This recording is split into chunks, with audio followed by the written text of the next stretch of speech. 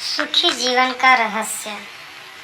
अगर आप इस अहम सवाल का जवाब चाहते हैं तो आपको इसको पढ़ना चाहिए। जीवन बहुत लंबा होता है, लेकिन अगर उसको सत्य को स्वीकार ले तो सदियां क्षण में ही बीत जाती हैं।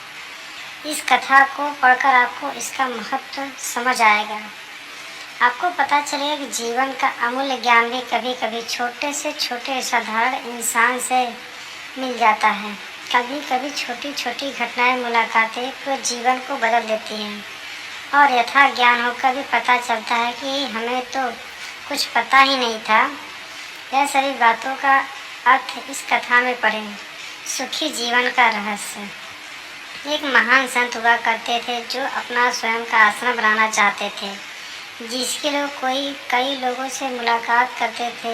एक जगह से दूसरी जगह यात्रा के लिए जाना पड़ता था। इसी यात्रा के दौरान उनकी मुलाकात एक साधारण सी कन्या विदुषी से हुई। विदुषी ने उनका स्वागत किया और संत से कुछ समय कुटिया में रुककर आराम करने की याचना की। संत उसके मीठे व्यवहार से प्रसन्न हुए और उन्होंने उसका आग्रह स्वीकार किया। विदुषी ने संत को अपने हाथों का स्वादिष्ट भोजन कराया और उनके विश्राम के लिए खटिया पर एक दरी बिछा दी और खुद फर्श पर टाट बिछा कर सो गई। विदुषी को सोते हुए नींद आ गई। उसके चेहरे के भाव से पता चल रहा था कि विदुषी चैन की सुखद नींद ले रही है। उधर संत को खाट पर नींद नहीं आ रही थी। उन्हें मोटे नरम गद्दे की आदत थी जो उन्हें दान में मिला था।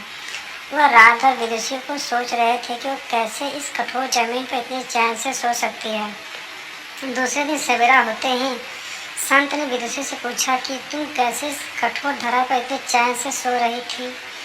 तब उसने बड़ी सरलता से उत्तर दिया, हे गुरुदेव, मेरे लिए मेरी एक छोटी सी कुटिया एक महल के समान ही भव्य है।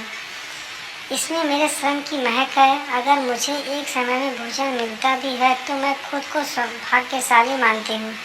जब दिन भर के कार्यों के बाद मैं इस धरा पर सोती हूँ तो मुझे माँ की गोद का आत्मीय एहसास होता है।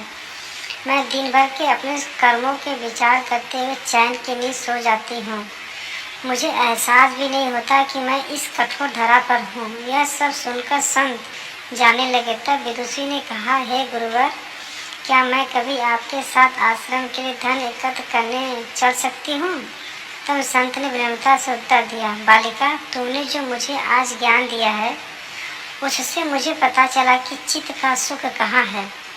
अब मुझे किसी आश्रम की इच्छा नहीं रह गई है। यह कहकर संत वापस अपने देश लौट गए और एकत्र किया गया धन उन्होंने गरीबों में बांट दिया और स्वयं एक कुटिया बनाकर रहने लगे। शिक्षा आत्म शांति एवं संतोष ही सुखी जीवन का रहस्य है। जब तक इंसान को संतोष नहीं मिलता वो जीवन की मोह माया में फंसा ही रहता है और जो इस मोह माया में फंसता है उसे कभी चैन नहीं मिलता। जीवन का सुख संतोष में है। अगर मनुष्य है जो उसे स्वीकार कर ले, उसी में उसकी खुशी तलाशे तो उसी क्षण सारे सुख का अनुभव कर लेता है।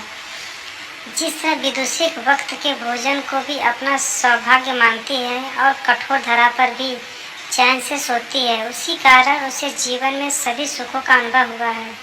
वही एक संत वैरागी हुआ करते जो भी खाट पर चैन से नहीं सो पा रहा था, क्योंकि उसे अपने पास जो है उसे संतोष नहीं था। जिस दिन उसने यह सत्य स्वीकार लिया उसे एक कुटिया में भी अपार शांति का अनुभव होने लगा। यह कथा सुखी जीवन का रहस्य कहती है।